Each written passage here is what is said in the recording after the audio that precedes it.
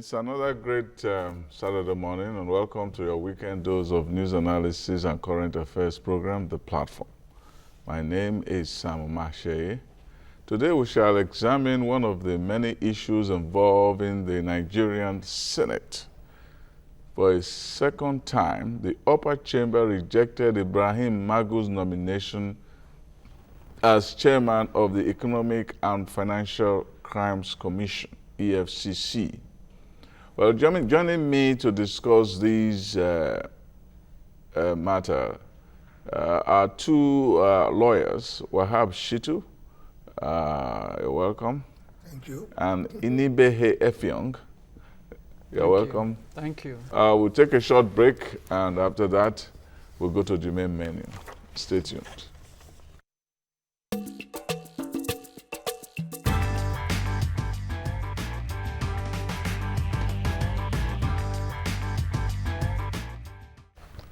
Welcome back.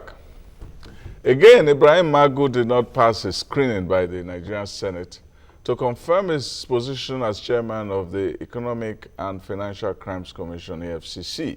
He will remain the acting chairman of the Anti-Graft Commission. A security report from the DSS is an obstacle in the path to Magu's confirmation. In the words of Senator Dino Melaye, Magu failed an integrity test. There is no such confusion. There is so much confusion that has now revealed the crack within the presidency and also the seemingly frosty relationship between the executive and the legislature. What is wrong with Magu? Or should we say, what is wrong with the Senate? Or maybe the problem is with the Department of State Security Services? Or even the presidency? Before I go to my guests in the studio, let's watch this little footage of comments from lawyers. From that point, from the Senate House,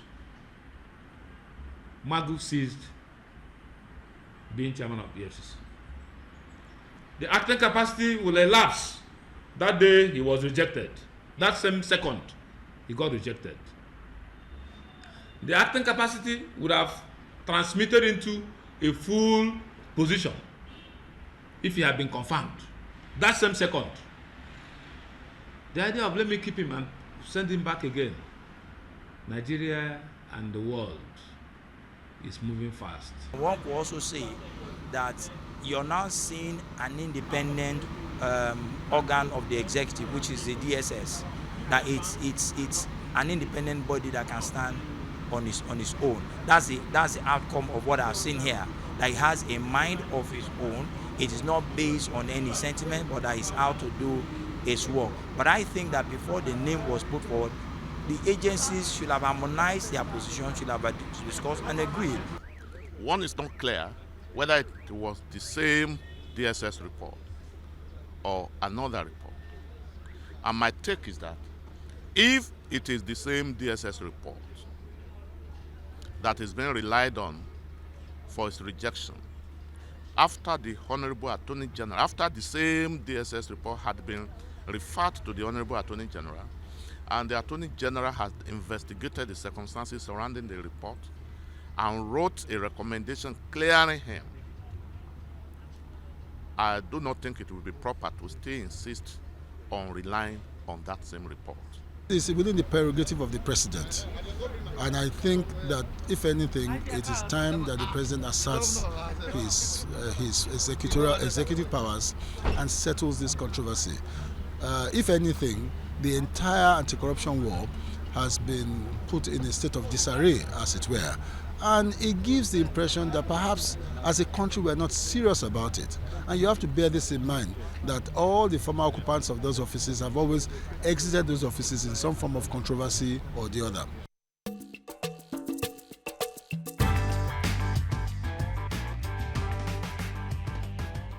Welcome back. So there we go. We have been on this show before to look at this matter between the EFCC and the Senate and the presidency. But it looks like it is not just an issue between the presidency, the Senate, and the EFCC person. There have been different kinds of stories woven around it.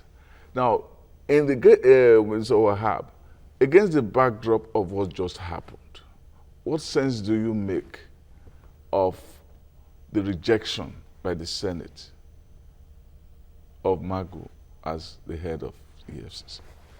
Thank you, moderator. I think I want to start by adopting the eminent views expressed by the last two senior advocates who spoke, Dele Adesina SAN and Kemi Pinero SAN. I think in adopting it, I want to say that the DSS, EFCC, they are all part and parcel of the executive. And so, first of all, the rejection is very embarrassing to the president. Very embarrassing to the country. Why do you say that? I say it's very embarrassing because the president would not have sent the name of Magu to the Senate in the first instance without security clearance. Yes. And judging by from the furore. But how do we know that there was no security clearance at the beginning? My assumption is that there was security clearance. If there was security clearance, who will have done the security clearance? Is it not the DSS? DSS. So why would the DSS, after doing the security clearance, now write a letter or a report to the Senate contradicting everything that should have happened? That is the suspicion. And that's the reason why I said it is an embarrassment to the president. Some people are all out to embarrass this president. And this is what the sense I can make from this. And my reasons for this are, I have a lot of reasons for this. One, there are conflicting reports from the DSS in respect of the same subject matter, written by the same person, by the same organization, on the same person. Yeah, what do you mean by conflicting reports? For instance, there were two security reports earlier written. Yeah. One recommending, one urging the Senate not to confirm Magu on the basis of integrity deficit. The other report requested, the Senate to go ahead and consider him. Which one came first? The two were delivered the same day. No, but one must have been written before the other. Well, they were received the same time. Yes. I think my sense of it is that the first report was written, see how the man will perform as acting chair. And once he started performing in the way they didn't like, then they brought the other one. That suspicion may be right. But the truth remains that the two letters were dated the same day. Yeah. Now walk us through what should happen for a man like Magu. First to be made acting, then later confirmed as chairman of the EFCC. It appears to me that there is uncertainty on the way the leadership of the country is going about this matter. I do not believe that the presidency, for example, is in control of the situation, because it is inexcusable that the head of the executive, the chief executive officer of the Federation, in the exercise of his powers under Section 2 of the EFCC Act, will nominate Magu for substantive chairmanship of the EFCC twice, and was rejected twice, not by the Senate acting on its own volition per se, but based on a report allegedly submitted to it by an agency under the president. That is totally unacceptable. Most so that the president of the country had investigated the matter as observed by learned senior advocate Dele Adesina through the Attorney General of the Federation, with a conclusion exonerating Magu. Magu. So, what are we talking about? Because when you say integrity test, you must tell us the parameters for the test. You must rely on something to test him. What are you relying on to say Magu has failed the integrity test? If it is the report of the State Security Service or the DSS has called, then they don't have any explanation in law for rejecting him, because the same report had been vitiated by the outcome of a presidential investigation, most so that the Senate has not independently investigated the allegations set to contain in the report. The Senate has not. Now let us go through these allegations against Magu.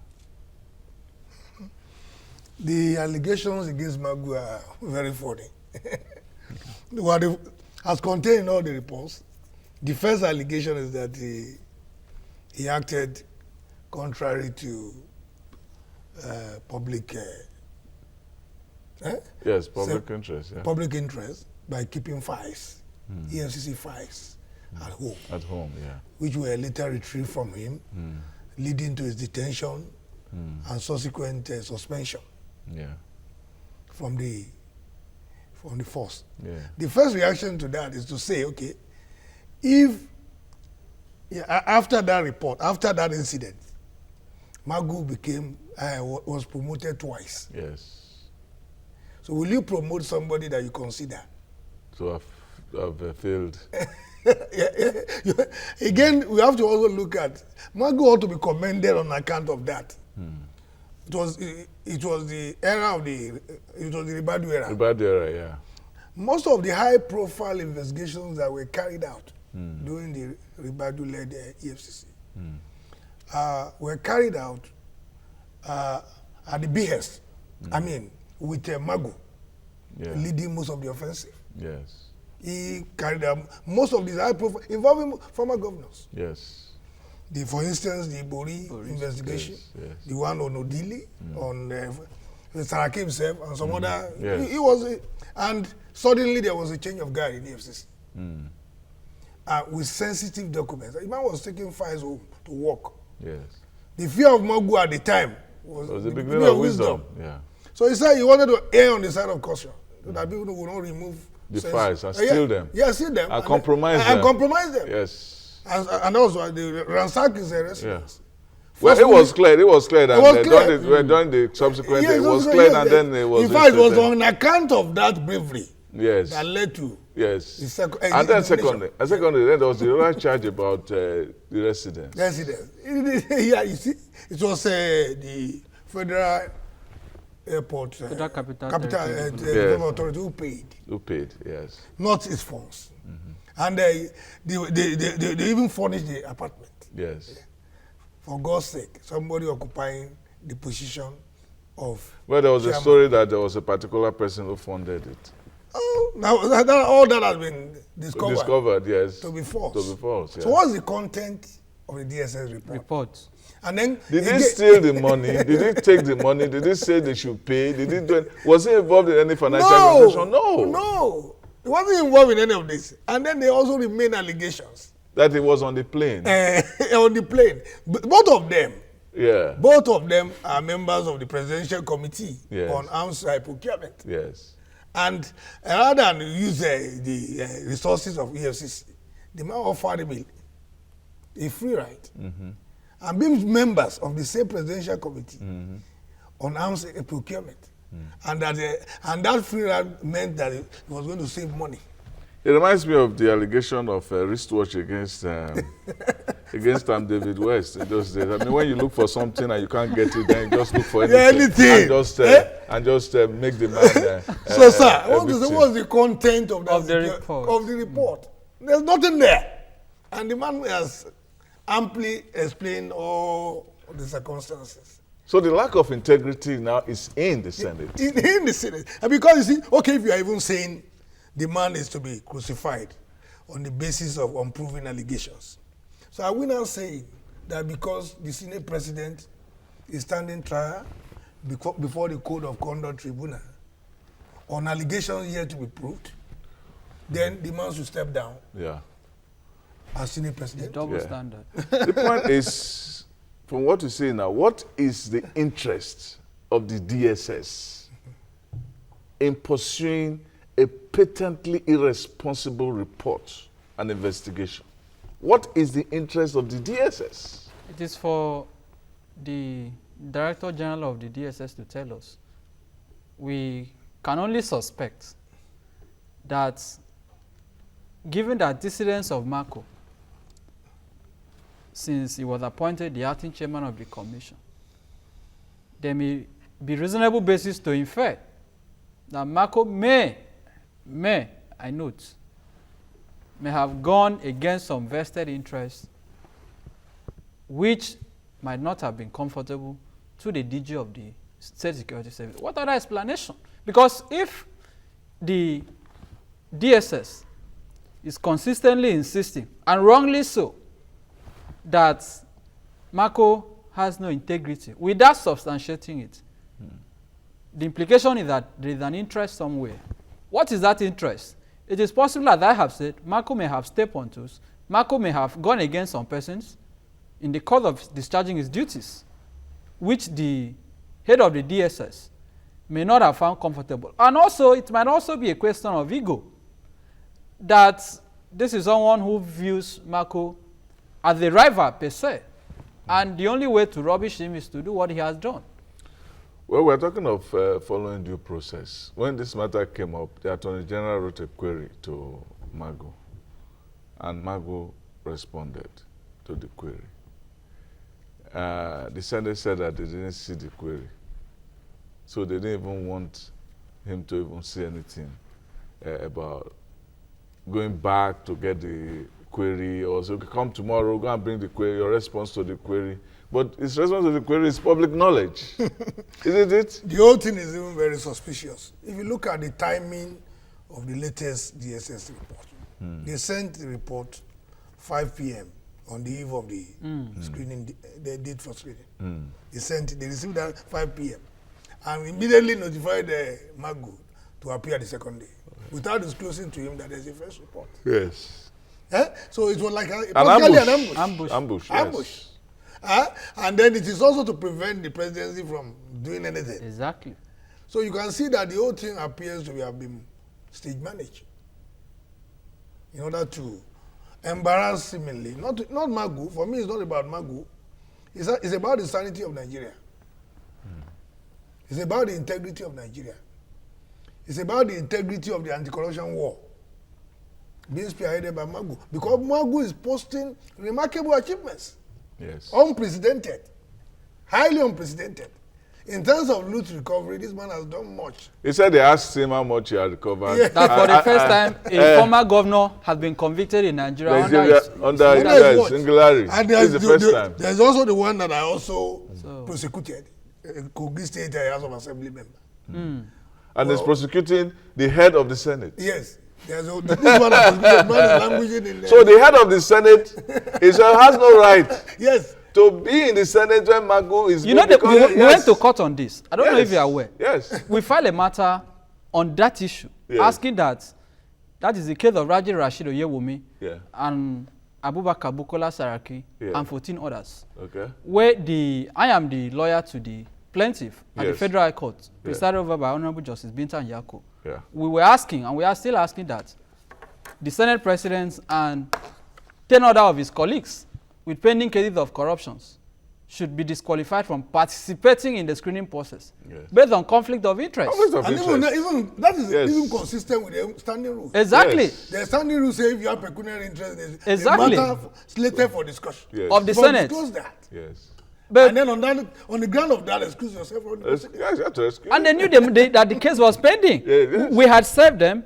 The law says when a party has notice of the pendency of a suit, do not take any action to force the state of helplessness on the court. Even when they have acknowledged service of the court process, they ignored it. They still went ahead to do what they have done. How can Saraki be a judge in his own case? That's what it's been. That is what has happened. It's morally impure. It's morally delinquent. There are a lot of factors. The man had reasons not to want to confirm. One, it's public knowledge that at the time his wife was invited under Magu's watch. Yes. For some interrogation. Yes. There are also some cases pending now under investigation. Yeah. Not yet. Yes, I've been Apart from- investigated. He's been investigated. Saraki has been investigated for his the contradictory reports on his property, and that when before he became governor, he said he owned the property that he had not owned. So he became a prophet of his own prosperity. We don't want to even comment on the merit of the case because it's a subject of litigation. Yes. No, but this is out there. I mean, this is out there. Meanwhile, legally, in view of the outcome of the investigation of the allegations in the report by the AGF, can the DSS legally override the Attorney General of the Federation? No. My answer is no. By virtue of Section 174 of the Constitution, the AGF is the chief law officer, and he has the power to even insist, to even stop the DSS from taking any action on any case. The DSS has acted against the principle of government, against the rule of law. The constitutional violation. Because the Attorney General had issued a query to the person involved, that is Magu, and cleared him. And that means the executive branch had already cleared him. For the DSS to write a report or submit a report, not a fresh one, but an old one, but just accompanied with a note saying that they supported it, is a reflection of mischief. I agree. Again, you have to also note the fact that Magu was nominated by a signature in the hand of the president. Yeah. And the latest one was signed by the vice president as the acting president. So which means at the time Magu was being nominated, he had the full backing of the executive, including all the agencies under the government. I think we should open the lines now for viewers to chip in their 2 cents on this. Now, there's a big, how do I put it, elephant in the room, which is the president. The president appointed the head of the DSS. The DSS is supposed to report to the president. The DSS scuttled him once and scuttled him twice. What's going on? There has to be consequence. Is it a reflection of the weakness of the president? Okay, we have a call from Abuja. John, hello? Hello. Hello. Good morning. Good morning. It's on the issue of ES chairmanship. Yeah, go ahead. Yes. Good morning. How are you? Fine. Go ahead. Good. The issue, I don't think I'm speaking to them because they are listening to somewhat different. Hello? Hello? Yeah, go ahead. What do you want to say? We are listening to you. Everybody's listening to you. It's already biased against the Senate. Who is biased against the Senate? The Senate is an independent arm of the government. Yes. Because it's a report written to them by the DSS. So the DSS should be blamed, not the Senate. Secondly, what is Magu doing about the corruption in the EFCC, which they have been accused? He has not done anything. All right. Thank you very much. Well, let me just respond to him. if you know Magu very well, you will know that he has zero tolerance for corruption. And under his watch, there will be no corruption even within the EFCC. He has no evidence of the issue of corruption in the EFCC. He just made a claim that it's not. And again, we are saying that there's a lot of, about 10 of 15 senators are currently under investigation who participated in that proceedings. Some are even standing trial.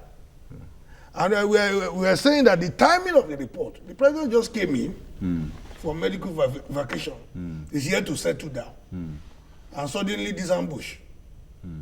The man has not been in the country. It's lack of respect for the president. Yes, he has not been in the country. Yeah. There's no way he could have been aware of the full facts being away. Okay. Why didn't they try this? Okay, it's Suleiman from Niger State. Hello? Oh, we lost him. Yeah, go ahead. Why didn't they try this while Osibajo was acting? Should have tried it. And they did not. Osibajo signed a letter Yes. to the Senate renominating Magu. Yes. He had all the facts. Yeah. Now, at the time he handed over to the president, who was just settling down. Look at the timing. They sent the letter 5 o'clock, asking Magu to come. I mean, they procure a report from the DSS 5 p.m. in the evening. And the next day they said the man should report. And the report, the later DSS report, it was not saying anything new. It's a rehearse Yes. of the previous report, Yes. which has been cleared by the Attorney General after investigating the matter. So what is new? The caller said that that the Senate is an independent body and therefore DSS got a report there. The Senate is supposed to investigate a report. A report. That is how you show your independence. Yes. Yeah, there's a call from South Africa. Hello? Victoria. Hello? Hello, good morning, sir. Oh, Tunde calling from Victoria, South Africa. Hello?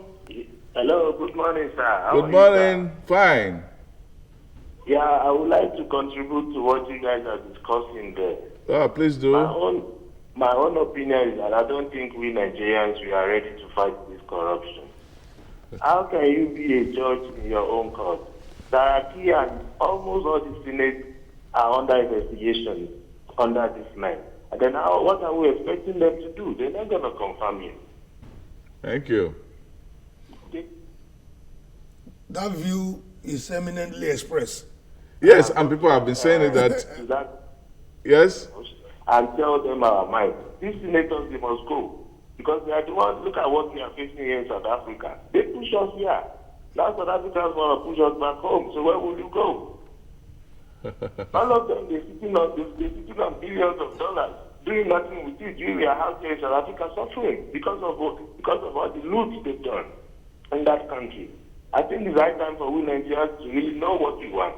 Whatever they are doing there can never happen in South Africa. Thank you. Have a good day, sir. Okay. Moderator, let me also seek your permission to say that the subject matter for discussion is beyond the Senate. The subject matter for discussion is corruption, which is an issue of international character. And then the people who have greater stake on the issue of the corruption is the people.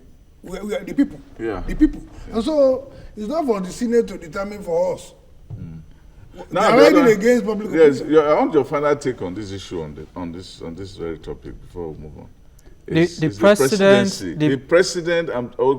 president, is he in charge or is not in charge? He's not in charge, and he has to prove us otherwise. Yes. You cannot have this Chaos embarrassment going on in your government. and you are still watching it. Nobody has been sacked, nobody has been queried, nobody has been suspended. That as the leader of the country, your division has been challenged twice by someone you appointed, and you are tolerating it. We can't have two presidents in a country. It's just like the fight between Reagan and Al-Haig. So I am saying that Marco should continue to act. Yes, he can act. He should continue to Some act. people say that even within the constitution, he can act at the play as long Let as me he wants just at the quickly pleasure of just the supply president. the answer. Yes. If you look at Section 11 Yes. of the Interpretation Act, Yes. he can act As indefinitely long as he wants. at the pleasure of the president. Yeah, the so pleasure of the president. the lawyer who first expressed the Yeah, view that it was wrong. it was not wrong and about then that, if you look against Section 171 171, of yes. the Constitution. Yes, yes. So the law permits him to act at the pleasure of the president, the appointing authority. So I think he is the avenging angel.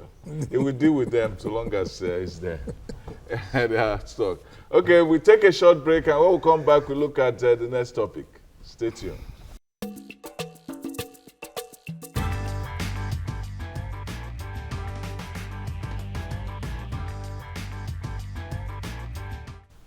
What is in a uniform? Why has the Comptroller General of Nigeria Customs Service, Ahmed Ali, stubbornly refused to wear a uniform? Well, he is in trouble with the Senate. His decision to suspend the controversial vehicle import duty policy did not calm angry lawmakers who insisted on forcing Ali to wear his uniform. Are the senators just petty, or is the customs boss just stubborn and disobedient? What do you think? Should he wear a uniform, or should he remain in his barbaric? There's nothing wrong in the Controller General putting on the uniform of the service, the question is it compulsory to do so? Is it? Legally, no. I've not found any law that makes it compulsory.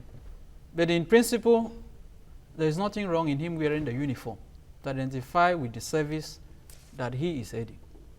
So there could be two arguments to this. The legal argument and the moral implication of him not wearing the uniform. Legally, nobody has come out to challenge that, to say what he has done has violated any known law that mandatorily requires him to wear the uniform of the service. But on the other hand, people are saying, what message are you conveying by not wearing the uniform? But this could also be pettiness on the part of the Senate. Because when there are serious issues besetting the country, one will expect that the National Assembly, specifically the Senate in this case, will be concerned with issues that affects the Nigerian people. Is there a law that says that all other officers should wear uniform? Of course. All the others, because no. Is there a law that specifically says that everybody in who is a customs officer must wear customs uniform? For the officers in the Nigerian Customs Service who rose through the rank, who were directly employed by the customs, is there a law that says that they should wear uniform? It applies to the direct officers of the service, yes. Of There's course, a law that says so. Yes, there are regulations on that. There are regulations that requires members of the service to wear uniform. But the position of Controller General is a political position. It's a political appointment. That is the point people are making. It's a political appointment. It's not as if he was appointed, he rose through the rank to become the Controller General of Customs. So it is just like the other agencies, paramilitary agencies, where, like for example, the Federal Road Safety Commission, where you could have the Commandant General wearing uniform or not wearing it. Some of them who have occupied that office, presidents have worn the uniform, while others have not. So strictly, it is not binding. There is no law that requires the Controller General to wear uniform. Okay, what do you say? I'm in complete agreement with my little friend and the views he has expressed. You will recall that a suit was filed challenging the appointment of a non-custom officer as the Controller General of Customs. And that suit was dismissed on the ground that the president is entitled to appoint whoever he pleases, including a non-custom officer. So the implication of that judgment is that is a recognition that the current Controller General of Customs is a non-custom officer. Yeah. And so if he's a non-custom officer, he's not compelled. He's not under obligation to put on uniform.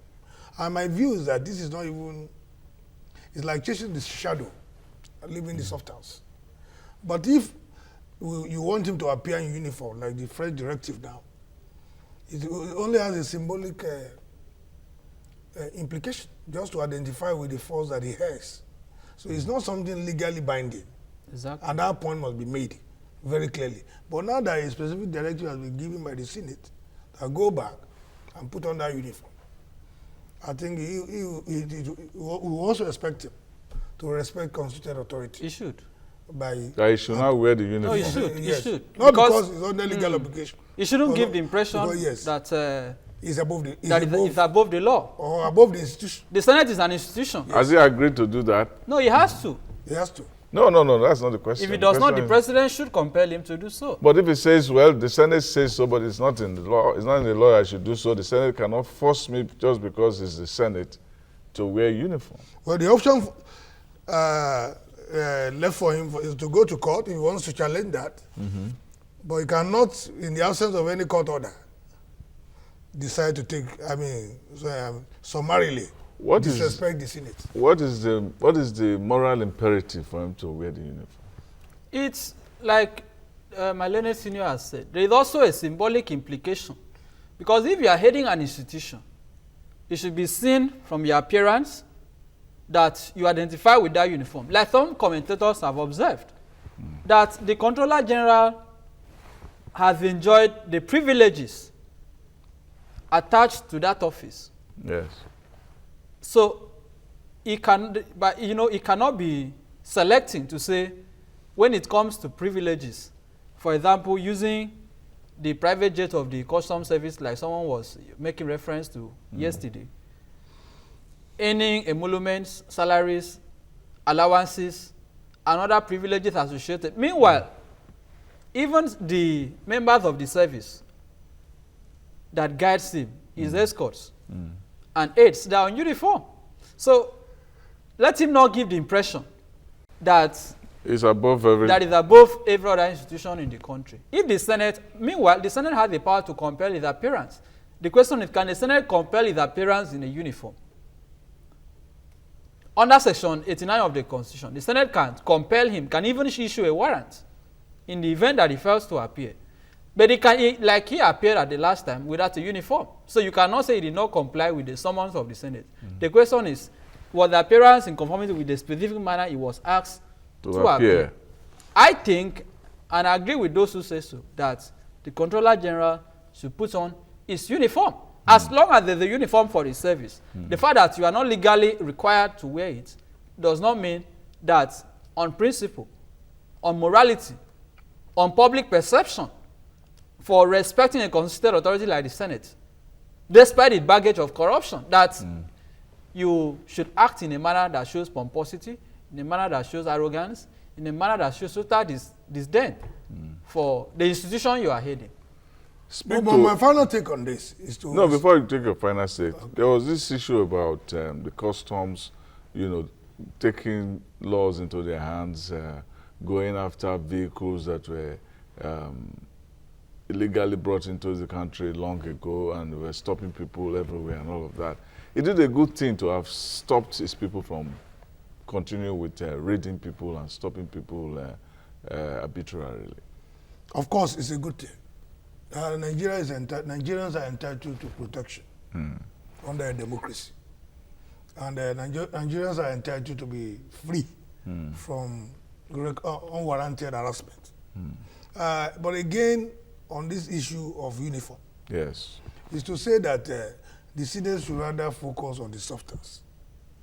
There are three main reasons why the National Assembly exists, including the Senate: lawmaking, representation, and oversight function.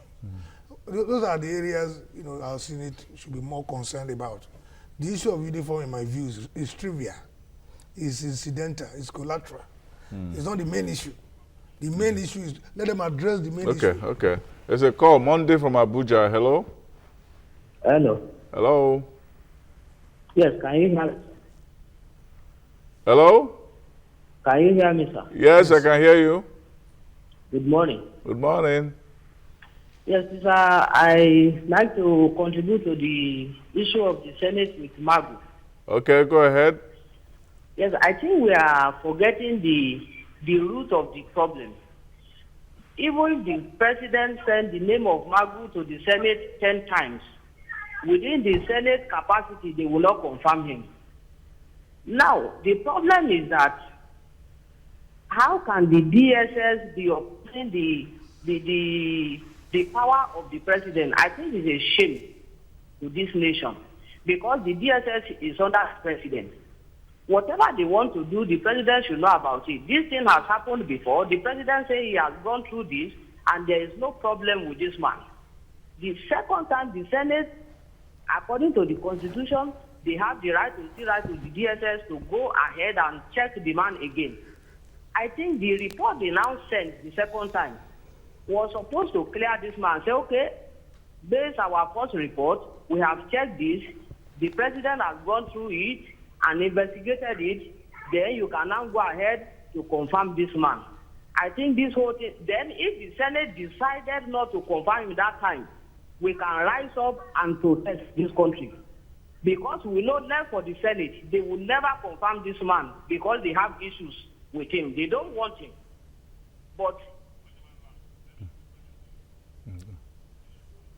okay. It looks like we are going to have a situation where it will be a rigmarole, where he sends Senate, he sends Magu, they reject him, and Magu keeps doing his job, and you say, okay, are they calling for me again? Okay, let me appear. You reject me, okay, go back to my work. The other issue that bothers me is, why was that security report addressed to the Senate rather than the President? So it's terrible. And each of you should take your final take. The DSS estate within a state? That's the question. For me, concluding on this, Nigerians gave a mandate to somebody. That person is President Muhammadu Buhari. The verdict of history will only vindicate the just. And the person in question is the President of Nigeria. We don't have two presidents in this country.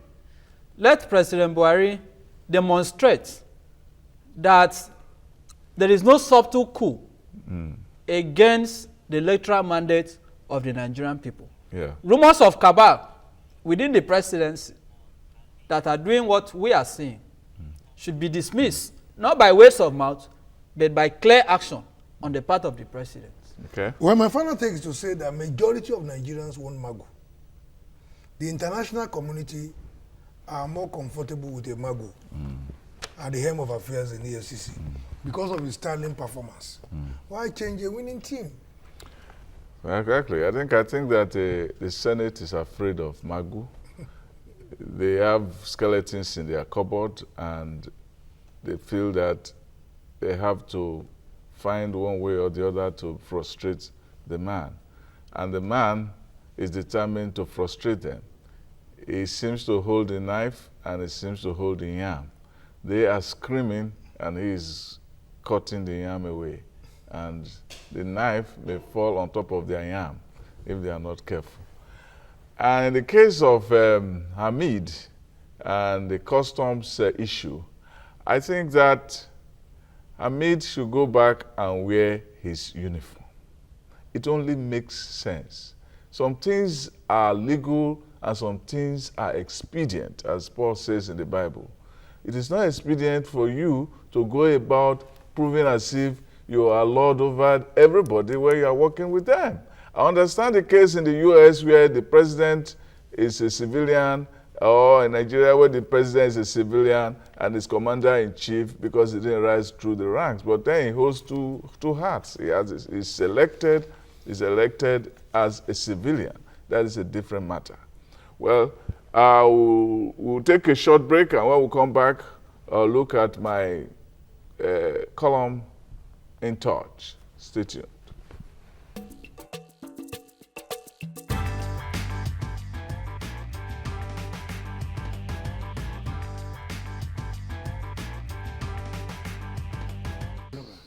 All right.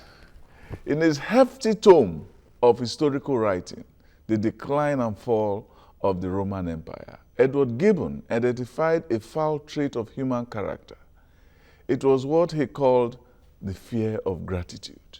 It is the sort in which a person is afraid to acknowledge that he actually was helped by another person. Such fear of gratitude is expressed by violence and subversion to the benefactor. I saw this recently as far away as North Korea, where the infantile despot killed his uncle and now his cousin. Here in Nigeria, the calm governor of Borno State, Kashim Shettima, scored twice last week. It showed that with the decline and ultimate fall of Boko Haram, he has started the work to rebuild the lives of his people. He launched an estate with 432 houses, 13 primary and junior secondary schools, as well as a full furnished estate with 26 apartments, some of which are for medical doctors. He has shown that when the Jonathan administration was fluffing the war against terror, it was stopping him from the work for his people he is eagerly doing right now. He is doing other things in healthcare, roads, as well as education. The story is unfolding. He named the estate after Asiwaju Bola Tinubu as an act of gratitude at a time when his predecessor, Ali Modu Sharif, wanted to derail him and his party. This did not get much publicity, and neither did Tinubu or Shettima Tinubu or Shettima boasted of their cooperation and triumph. They drove the sheriff out of town. But Shettima could have brushed high moments aside and moved on. But he was not eaten by the fear of gratitude. Roman writer Tacitus once noted that men are more likely to repay an injury than a benefit because gratitude is a burden. Not so for Shettima, whose work shows that he is comfortable in his own skin. Was it not Awo himself who noted wisely that to acknowledge greatness in others is in itself an act of greatness? On that note, we come to the end of In Touch today. I thank you, my guests, for coming to this show and invite you some other time to look at knotty issues of state. And on that note, until next week, I say be good.